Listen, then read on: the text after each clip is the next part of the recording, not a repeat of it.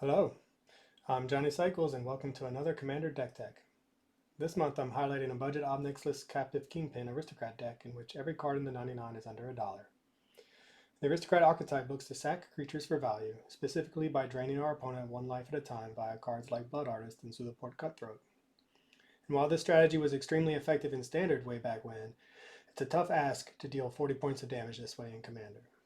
Ob Nixilis Captive Kingpin is the perfect commander for this archetype, because he gives us a lethal finisher that can close out games extremely quickly. With his flying trampler who grows with each 1 damage we deal our opponent, we get to use the Aristocrat game plan to its full potential. Just like in Tom Martell's Pro Tour Aristocrat deck, we have creatures to sacrifice, ways to sacrifice them, and ways to turn their deaths into a single point of damage, growing Ob Nixilis to massive proportions.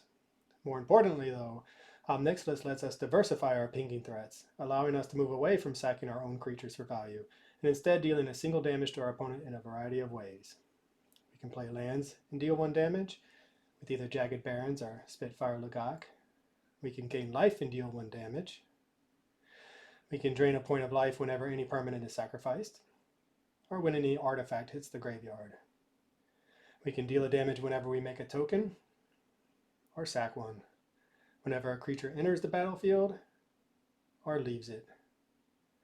We can deal a damage just for entering our upkeep, or when we go to combat. And we can deal a single point of damage the way Garfield intended, with a wide variety of prodigal sorcerer effects, from goblin pirates to lizard otters. With each 1 point of damage dealt, our Ob Nixilis grows until, before you know it, and much quicker than you think, he's attacking for lethal.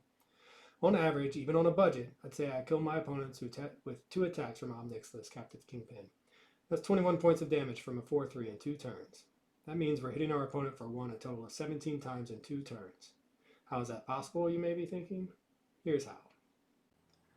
Okay, we just untapped and drawn for our turn 5 here. I'm going to play a Swamp, play Impact Trimmers, which says whenever a creature enters the battlefield under your control, Impact Trimmers deals 1 damage to each opponent. We're going to follow that up with one of my all-time favorite cards, Thatcher Revolt. It says put 3/1/1 red human creature tokens with haste onto the battlefield. Sacrifice those tokens at the beginning of the next end step. So we get the 3 tokens, which is going to, each one will trigger Impact Trimmers. So we'll hit our opponent for 3. That'll give us 3 Ob Nixilis triggers. So we put 3 cards in exile. Now we're not going to be able to play anything from exile with our budget build here. We are tapped out and have made a land drop. So now the real fun begins. We're going to use the Seer to sack our tokens and whatever else we can for value to grow Ob Nixilis to massive proportions.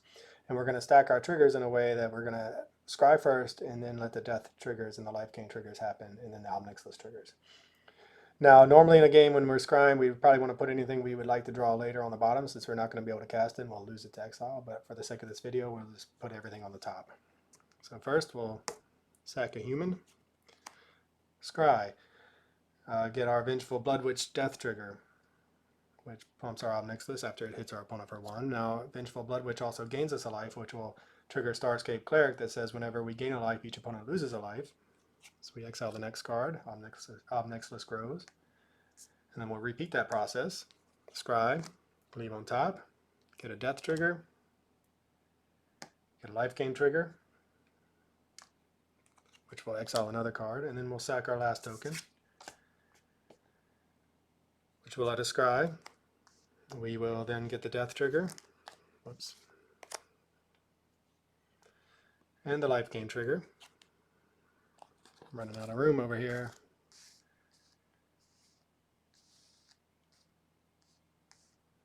And finally, we will sack the Sphere of Lost Teeth, which says whenever it dies, it deals 1 damage to any target and you gain a life, so we'll scry.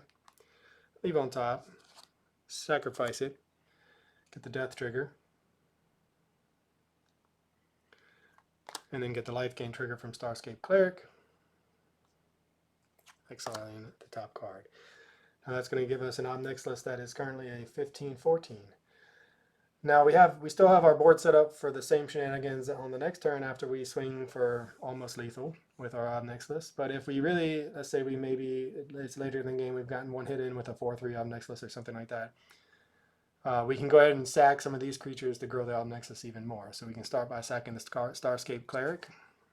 Scry, get a death trigger. Sack the Vengeful Blood Witch when this creature, so we can sack that for it to hit our opponent, and we get to scry again, get the death trigger. So now that puts our Ob Nixilis up to a 17-16. So that means if this was not, for instance, turn 5, but instead turn 6, and we'd hit our opponent once with a 4-3, this would now be lethal.